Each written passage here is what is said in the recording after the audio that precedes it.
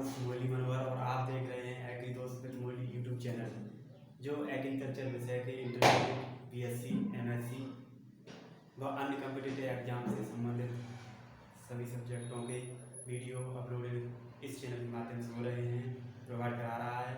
तो इस चैनल से जुड़े रहिए। अगर चैनल में वीडियो पसंद आए तो इसे पहले लाइक करें, शेयर करें अपने दोस्तों के साथ, क्योंकि एग्रीकल्चर में वीडियो बहुत कम मिल रहे हैं। और साथ ही साथ अपने इसे सब्सक्राइब अवश्य कर लें, जिससे जो नया वीडियो अपलोड होगा तुरंत आपके पास सूचना पहुंचेगी।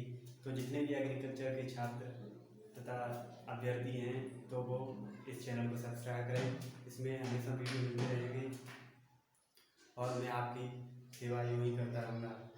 एग्रीकल्चर में कम से कम कोचिंगें हैं और बहुत कम वीडियो अब यूट्यूब पर अपलोड हो रहे हैं, इसलिए मैंने सोचा क्यों ना छात्रों की मदद की जाए। लॉकडाउन में छात्र कोचिंग के लिए नहीं पहुंच रहे हैं, कोचिंग भी सही तरह से प्रोवाइड नहीं, सिलेबस कंप्लीट नहीं कर पा रही है। तो इसलिए हम आज जो है इंटरमीडिएट की जो है सस्य विज्ञान भाग को शुरू कर रहे हैं। तो उसमें जो पहला अध्याय है उसे इरिगेशन, सिंचाई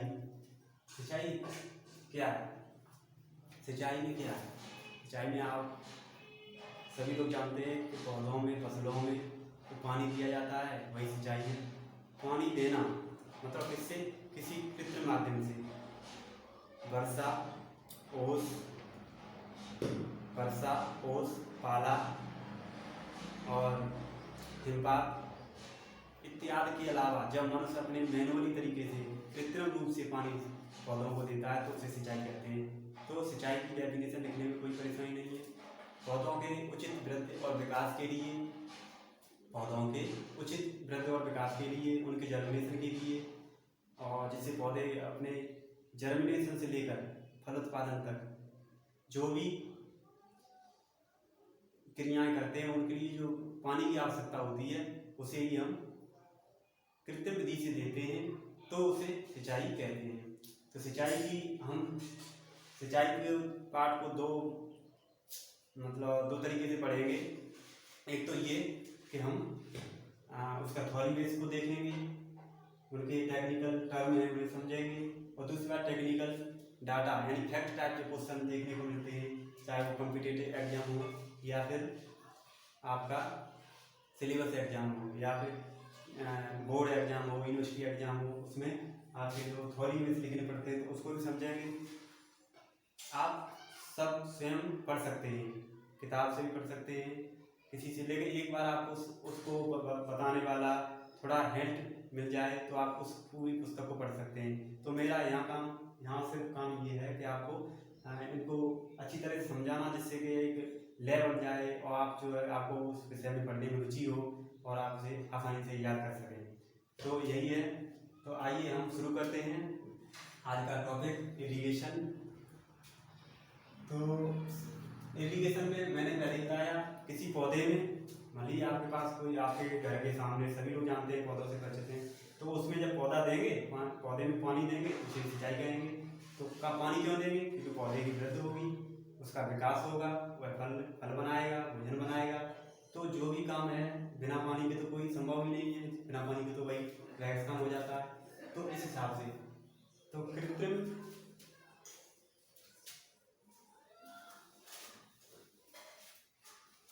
विधि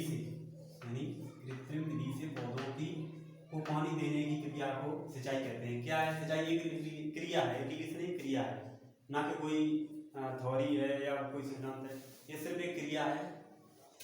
तो जब हम सिंचाई की बात करते हैं तो हमारे मन में 3 क्वेश्चन प्रमुख रूप से उठते हैं। एक तो सिंचाई हम क्यों करें, ये तो कोई भी जब हम किसी जानकारी को देखते हैं तो क्यों करें, वही हम बीएससी क्यों करें, हम इंटरमीडिएट क्यों करें। तो वही इंटरमीडिएट इसलिए करेंगे भाई, क्योंकि इंटरमीडिएट करने के बाद हम जो है एक तो ज्ञान प्राप्त करेंगे और उस ज्ञान का हम दैनिक जीवन में उपयोग करेंगे, और साथ ही साथ अगर किसी गवर्नमेंट या प्राइवेट सेक्टर में जॉब होगी उसमें यूज करेंगे। तो इसी हिसाब से हम इरिगेशन, प्रत्येक क्वेश्चन को आप जब पढ़ें, किसी टॉपिक को पढ़ें तो उसका 3 क्वेश्चन अपने आपके माइंड में गूंजने चाहिए। पहला हमसे क्यों पढ़ रहे हैं, दूसरा इसमें हमसे क्यों पढ़ रहे हैं, यह क्या है, यह कैसे है, इसकी किस समय तक वैलिड है, ये सभी बातें हमारे मन में गूंजती हैं। अगर ये इन बातों को ध्यान में रखकर आप पढ़ेंगे, जैसे क्यों क्यों पढ़ें, तो इस क्यों पढ़े का उत्तर ये है कि जब हम सिंचाई, देखिए जीवन में चाहे वो मानव जीवन हो या किसी पौधे का जीवन हो, उसमें पानी की बहुत ही आवश्यकता है, क्योंकि पानी यूनिवर्सल सॉल्वेंट है, विश्व गुलायक है, मतलब इसमें ज़्यादातर चीज़ें घुलनशील होती हैं। तो हमारे शरीर में चाहे पौधों के शरीर में इसमें सबसे अधिक मात्रा में अगर कोई यौगिक पाया जाता है तो वो पानी है।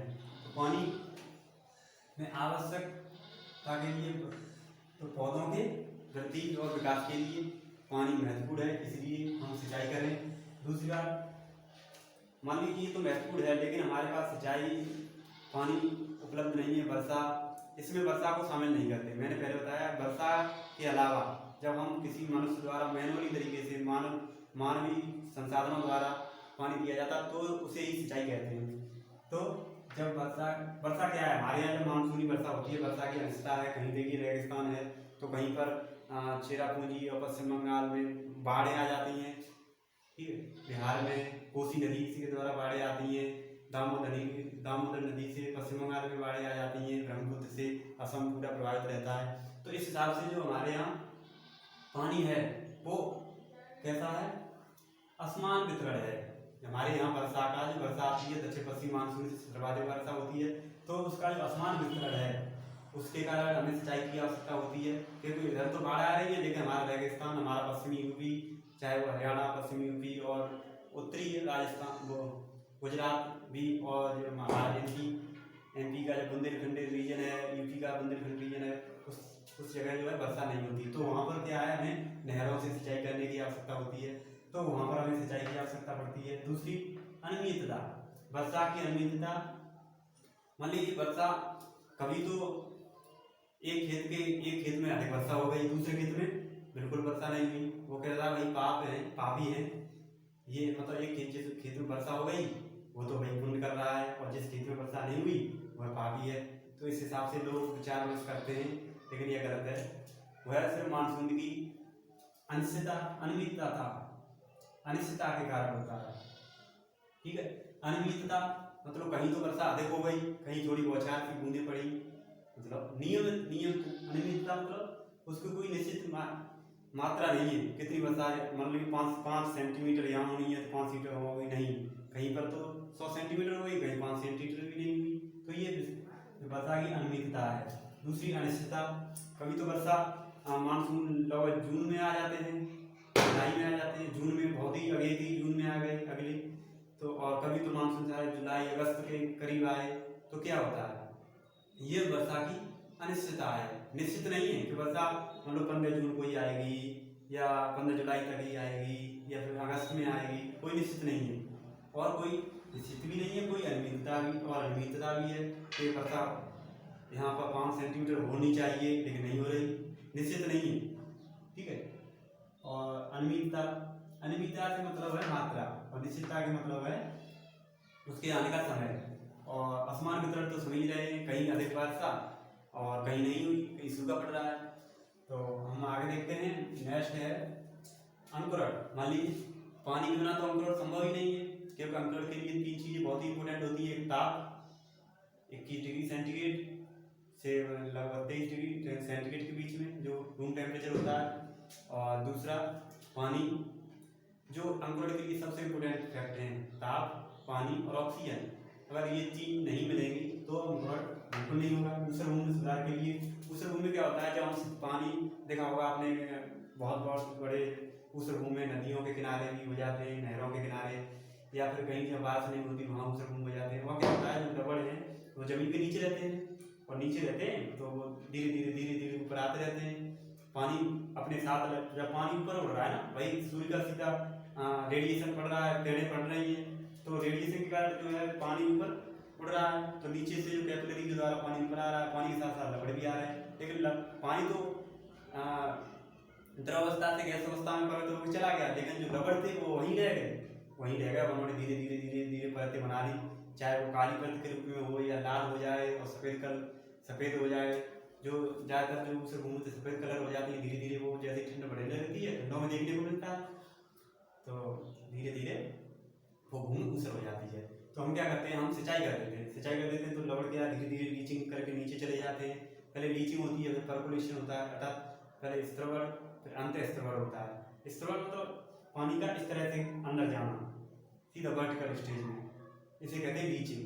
जब पानी इस नीचे पहुंचने के बाद एक प्रोफाइल में पहुंच जाता है, मान लीजिए वहाँ एक गड्ढा था लंबी सी, फिर पानी ऐसे चलता है, तो इसे कहते हैं पर्कुलेशन। मतलब प्रोफाइल के अंदर पानी क्षैतिज अवस्था में बहता है तो उसे पर्कुलेशन कहते हैं। यह बहुत ही क्वेश्चन इंपोर्टेंट है जो कॉम्पिटिटिव एग्जाम में भी और साथ ही साथ जो बीएससी में इरिगेशन के समय ज़्यादातर पूछे जाते हैं कि मतलब लीचिंग और पर्कुलेशन मतलब स्त्रवण और अंतर्निस्संदन, ये दो को इनमें डिफरेंस पूछा जाता है, इसे ध्यान रखना। लीचिंग मतलब वर्टिकल नीचे की तरफ पानी जाना, पहले पानी की वर्षा होती है, सबसे पहले लीचिंग होता है, उसके बाद पर्कुलेशन होती है, यानी अंतःस्त्रवण होता है। अंत मतलब अंदर की तरफ पानी जब ग्रेविटी गुरुत्वाकर्षण बल के कारण जमीन के अंदर जाता है तो अंतःस्त्रवण के आधार एक लेयर में पहुंच जाता है, जहाँ से पुनः उसको जैसे कि क्या ट्यूबवेल द्वारा ऊपर सिंचाई की उसमें फ्लो कर दिया जाता है। ठीक है, उसे घूम का सुधार हुआ तो लवड़ क्या हुए नीचे चले गए, तो हमारी ऊपर लेयर थी 25 से 30 सेंटीमीटर जो कृषि भूमि होती है वो कैसी हो गई, बढ़िया हो गई, मतलब उसमें कोई लवड़ नहीं रहा, तो हम उसमें फसलें उगा सकते हैं। ठीक, उसके बाद देखते हैं समय पर बुआई। मान लीजिए हम अभी ड्राई लैंड है और बारिश नहीं हुई, वर्षा की अनिश्चितता, निश्चित समय पर वर्षा नहीं आई और हमारे यहाँ बारिश नहीं हुई, तो हमें समय पर बुआई करने के लिए क्या करेंगे, कलिवा करेंगे, तो इसके लिए इरिगेशन की आवश्यकता हुई। दूसरी बात सघन फसल चक्र। सघन फसल में क्या होता है, कंटिन्यूस हमें मतलब जो 12 महीने होते हैं, 12 महीने में हमेशा फसल खड़ी रहती है सघन फसल में, तो उस समय क्या होता है हमें कंटिन्यूस, हमें वर्षा पर कोई निर्भरता नहीं है, हम स्वयं अपनी एप्लीकेशन के द्वारा फलेवा करेंगे, सिंचाई करेंगे और समय पर ही हम फसलों को काटेंगे और उनकी बुआई करेंगे। तो ये फसल चक्र सघन फसल चक्र में, क्योंकि सघन फसल चक्र में 3 से अधिक फसल ली जाती है तो उसे सघन इंटेंसिव क्रॉपिंग कहते हैं। ठीक है, उसके बाद जो हमारा देखो पानी से क्या होता है, पानी बिना तो कुछ है ही नहीं, समझे, क्योंकि पानी बिना न हुए मोती मानस, अर्थात पानी में कुछ नहीं हो सकता। तो मान लीजिए आप यहाँ पानी की कमी है तो पाला ज़्यादा इफेक्ट करेगा, समझे, पाले के कारण आपकी सब्जियों की फसलें ज़्यादातर नष्ट हो जाती हैं, कुछ फसलें रेजिस्टेंस होती हैं, जैसे चुकंदर है बहुत ही रेजिस्टेंस होता है। और उसका लू में जैसे राजस्थान एरिया है, आपका पश्चिमी यूपी एरिया है जहाँ से लू चलती है, तो उनको लू से बचाने के लिए भी सिंचाई की आवश्यकता पड़ती है, क्योंकि सिंचाई से वाष्पोत्सर्जन की दर अधिक हो जाती है, पौधे की जो पत्तियाँ हैं वो पानी को अधिक उड़ाती हैं। ठीक है, उड़ाने के कारण क्या होता है, तो पौधे की अंदर की कमी होगी, तो इसलिए सिंचाई की अति आवश्यकता होती है। दूसरी बात है दीमक और चूहों से।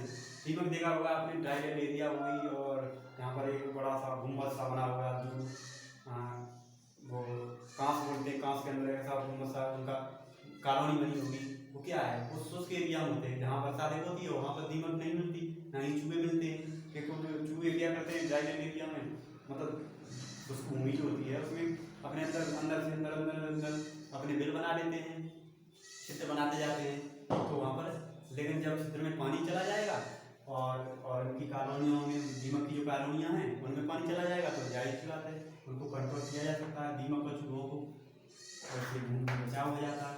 दूसरी बात है पौधों द्वारा भोजन बनाने, देखिए भोजन बनाने की कार्बोहाइड्रेट पौधों द्वारा मेटाबॉलिज्म, उपापचय क्रिया मतलब पौधे अपने द्वारा श्वसन क्रिया करना, और उसके बाद प्रकाशनशील क्रिया करना और वाष्पोत्सर्जन क्रिया करना, ये सभी उपापचय क्रियाओं के अंतर्गत आती हैं। तो उपापचय क्रियाओं के परिणामस्वरूप पौधे अपना भोजन बनाते हैं और उन्हें फल बनाते हैं, अपना बीज बनाते हैं, उसके बाद जो है अपना जीवन चक्र पूरा कर लेते हैं। तो ये जो है पौधों द्वारा भोजन बनाने के लिए किया जाता है। तो पानी उसके लिए भी इम्पोर्टेंट है, महत्व है। तो बहुत से पानी बिना पानी के तो आप बहुत बड़ा हिस्ट्री लिख सकते हैं, उस पर बहुत बड़ा पैराग्राफ वो पेज लिख सकते हैं, ठीक है, निबंध लिख सकते हैं उस पर, तो लेकिन हम अपने मैन देख लिया है जो कृषि की दृष्टि से इम्पोर्टेंट है। उसके बाद देखिए सिंचाई का निर्धारण कब, सिंचाई का निर्धारण देखिए सिंचाई का निर्धारण करने में हमें 3 बातें महत्वपूर्ण हैं। हम कब सिंचाई करें, मतलब कब मतलब समय समय क्या होना चाहिए, फसलों कौन सी फसल के लिए किस समय सिंचाई करें, ठीक है, और ठंड में किस समय सिंचाई करें, वर्षा ऋतु में कब सिंचाई करें, ये सभी ऋतुओं के आधार पर हो गया। फसलों के आधार पर किस फसल में कितनी सिंचाई करनी है, कब करनी है, तो ये है कब करें, कितनी करें, कैसे करें। मान लीजिए सिंचाई, तो पहले हम बात करते हैं कब करें। कब करें ये समय का निर्धारण करता है कि सिंचाई का समय क्या होना चाहिए।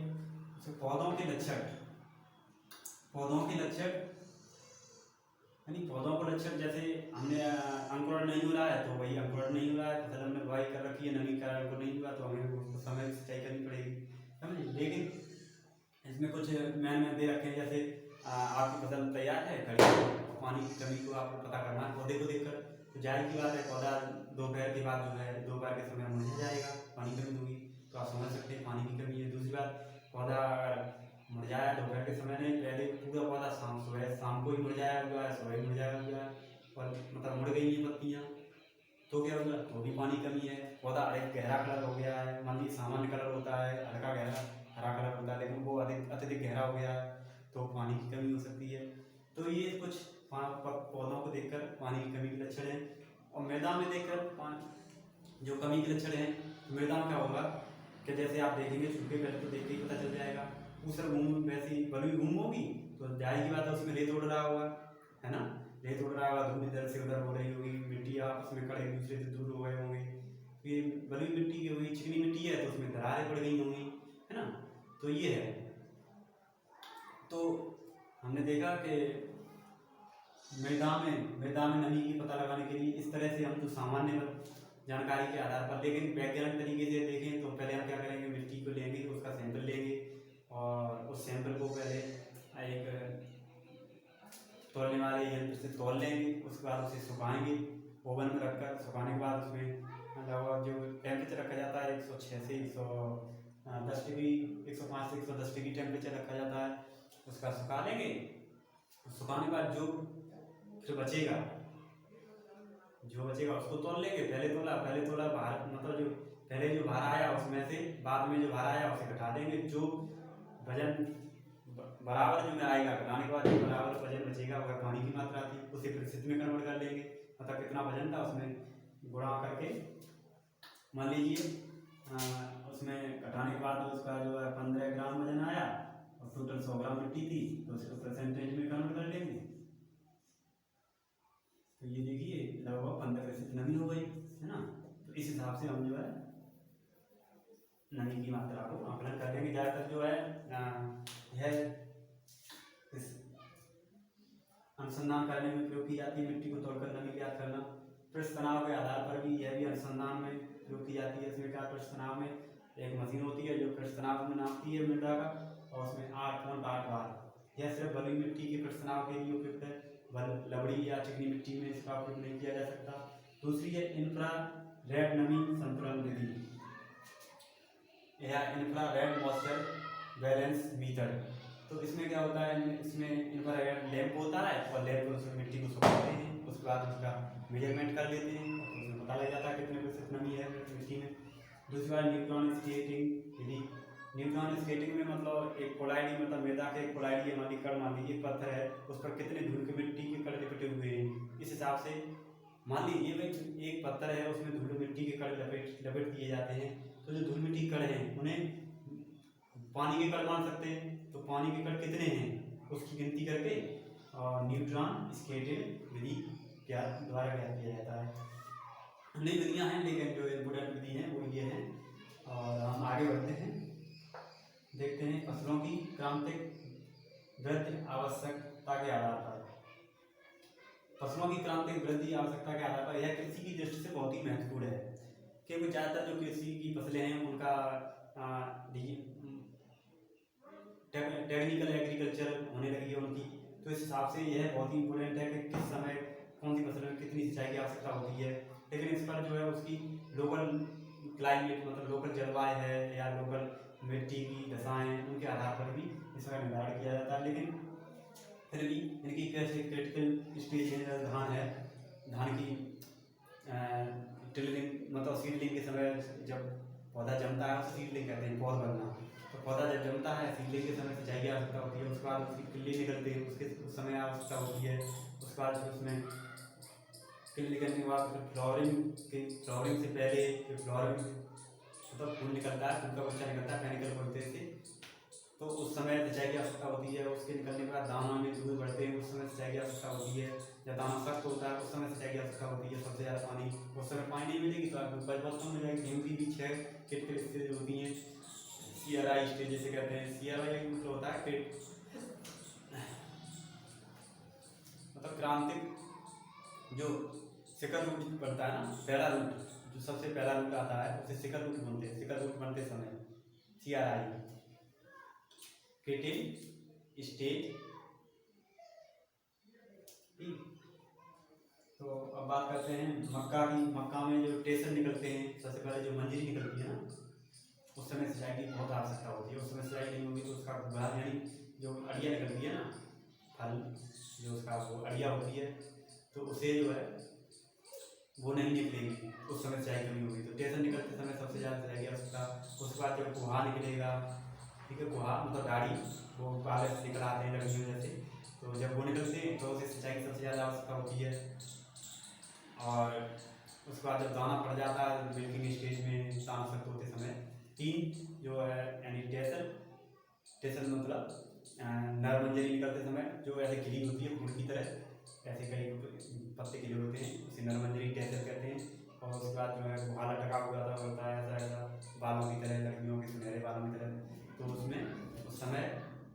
तीसरा है जब अड़िया में जो डंठल भुट्टा होता है उसमें दाने पड़ते हैं, उससे सख्त होते समय, ठीक, मिल्किंग स्टेज के समय दूध होता है दानों में, तो उस समय सिंचाई की आवश्यकता होती है। ऐसी कई फसलें हैं, लेकिन देखने के बाद ये है जैसे गन्ना, दलहन देख लीजिए। दलहन में कॉमन बात है कि दलहन में 3 देखिए, दलहन जब पहली बात ब्रांचिंग के समय जब दलहन का पौधा शाखाएँ देता है, इधर उधर कई शाखाएँ ऐसे देगा, ये देखिए दलहन का पौधा, ये शाखाएँ हैं, ठीक है, ऐसे शाखाएँ दे रहा है उस समय। फिर शाखाओं का फिर फूल खिलेंगे इसमें, ठीक, फिर उसके बाद जो है कुछ फली आएंगी इस तरह से। तो 3 अवस्था होती है दलहन के समय, क्रिटिकल स्टेज की, शाखाएँ बनते समय, फूल खिलते समय और फली बनते समय, यानी ब्रांचिंग, फ्लावरिंग और पोडिंग, ठीक है, यानी शाखाओं को ब्रांच कहा जाता है, फूलों को फ्लावरिंग यानी फूल बन रहे हैं तो फ्लावरिंग, और पोड मतलब फली बन रही है तो पोडिंग। इस तरह से इसकी थोड़ी इंग्लिश भी जानना जरूरी है, कि कभी कभी क्वेश्चन इंग्लिश के हिंदी उच्चारण में रख दिए जाते हैं, तो हम लड़के उसमें घर में पड़ जाते हैं, ठीक है। और उसके बाद जो है आपका कपास, बागवानी फसलों में ज़्यादातर सिंचाई की जो आवश्यकता होती है, जैसे फल बनते समय यानी फ्रूट डेवलपमेंट, मान लीजिए आम का पौधा है तो उसमें क्या है, आप जब फल बन रहे हो उस समय पानी की सबसे ज़्यादा मांग हुई रिक्वायरमेंट, क्योंकि फल बन रहे हैं उसमें सबसे ज़्यादा पानी चाहिए। और उसके बाद जो है आपका गेहूँ की 6 होती हैं क्रिटिकल स्टेज, सरसों की मतलब फ्लावरिंग से पहले और फ्लावरिंग के बाद जब फली बने, यानी प्री फ्लावरिंग से फूल बनने से पहले। दूसरी बात पुडिंग, फली बनते समय। तो ये कुछ और हैं, इस हिसाब से क्रिटिकल स्टेज होती हैं, इन्हें आप देख लेना। मतलब अगर हम क्रिटिकल स्टेज पर सिंचाई नहीं करेंगे तो हमारा उत्पादन 15 से लेकर 50-60% तक कम होता चला जाएगा। सिंचाई कितनी की जाए, देखिए सामान्य भाषा में देखा जाए तो मिट्टी में हम जब सिंचाई करते हैं तो कुछ पानी नीचे चला जाता है और कुछ पानी वाष्पीकरण द्वारा ऊपर आ जाता है, तो मिट्टी में एक निश्चित मात्रा में पानी रह जाता है, जिसे फील्ड कैपेसिटी कहते हैं, यानी मृदा जल धारता, यानी फील्ड क्षेत्र जल धारता, मतलब जो मिट्टी है उसमें पानी धारण करने की क्षमता, मतलब जो गुरुत्वाकर्षण द्वारा ग्रेविटी वाटर था, गुरुत्वीय जल था वो नीचे चला गया, और इवोपोरेटिव वाटर था वो ऊपर चला गया, जो बीच में बचा, समझे ना, बीच में बचा, उसे ही हम फील्ड कैपेसिटी कहते हैं। यह देखिए इसके जो कुछ वैज्ञानिक तरीके से मेजरमेंट होता है, तो उसमें क्षेत्र धारता 1/3 भाग से लेकर और मिलान गुणांक यानी जो मुरझान गुणांक होता है ना, पौधा जिसमें दोपहर के बाद जो मुरझा जाता है वह मिलान गुणांक होता है, ठीक है। उसे 15 बायोनिक दाब 8 moles per pressure, 8 moles per pressure, ATM का मतलब 8 मोल्स पर, ठीक है। 8 मोल्स पर प्रेशर बायोनिक दाब होता है, तो 15 यानी 0.33 से लेकर 1/3 को जब हम मल्टीप्लाई करेंगे तो 0.33 निकल आएगा, है ना। 3 तरफ 9, 3 तरफ 9, 0.33 निकल आएगा। तो इसे 3.33 कर सकते हैं इस तरह से, 0.33 से लेकर 15 8 मोल पर प्रेशर बायोनिक दाब, ठीक। इसके बीच जो है पानी पौधों को फेब्रुअरी अवस्था में यानी केशिका जल के रूप में पाया जाता है, जो पौधे ज़्यादातर ग्रहण करते हैं। सिंचाई कैसे करें, यह सिंचाई की विधियाँ हैं, ये हम नेक्स्ट वीडियो में देखेंगे। और अब हम सिंचाई को समझ चुके हैं, अब कुछ हम जनरल नॉलेज सामान्य ज्ञान के लिए कुछ सिंचाई से संबंधित टेक्निकल फैक्ट देखेंगे, जो कि फैक्ट हैं जिन्हें हमें जानना बहुत ही आवश्यक है, क्योंकि हम भारत जैसे देश में रहते हैं। जिस देश में रहते हैं उसके बारे में हमें कितनी इंटीग्रेटेड एरिया है और मान लीजिए उसके बारे में जानना हमें बहुत ही और हम एग्रीकल्चर के छात्र हैं तो हमें इसके बारे में जानना बहुत ही आवश्यक है। हमारा जो है देश का कुल क्षेत्रफल 328 मिलियन हेक्टेयर है। मैं आपको बता दूं कि जो 328 मिलियन हेक्टेयर यह 32,87,000, अगर हम वर्ग किलोमीटर लिखते हैं तो 32,87,000 हमारा क्षेत्रफल है भारत का। लेकिन जब उसे मिलियन हेक्टेयर में कन्वर्ट करेंगे तो उसमें भाग दे दिया जाता है, इसलिए 328 मिलियन हेक्टेयर आता है। क्योंकि 32,87,000 को यहाँ पर पॉइंट लगा देंगे, 32,87,000 हो गया वर्ग किलोमीटर, लेकिन हम मिलियन में कन्वर्ट कर रहे हैं और हेक्टेयर में भी चेंज कर रहे हैं, इसलिए हम क्या करते हैं 3,28,000 मिलियन हेक्टेयर हमारा टोटल क्षेत्रफल है देश का।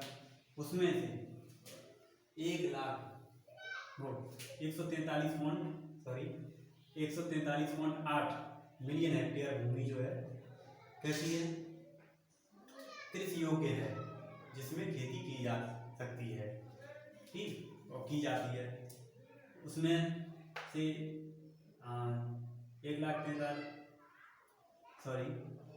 143.8 मिलियन हेक्टेयर में से 44% भाग इरिगेटेड है, आई का मतलब इरिगेटेड मतलब सिंचित है, और 56% भाग अनइरिगेटेड है, मतलब जो सिंचित नहीं है। तो इससे हमें क्या पता चल रहा है कि हमारे भारत देश में असिंचित क्षेत्र पर ज़्यादा है सिंचित क्षेत्र की अपेक्षा कृषि योग्य भूमि में, ठीक है। तो शुद्ध क्रॉपिड एरिया मतलब शुद्ध बोया गया क्षेत्रफल या फसल क्षेत्रफल जो है वो 187.94 मिलियन हेक्टेयर है, ठीक, जिसमें 45% सिंचित क्षेत्रफल है, और खाद्यान्न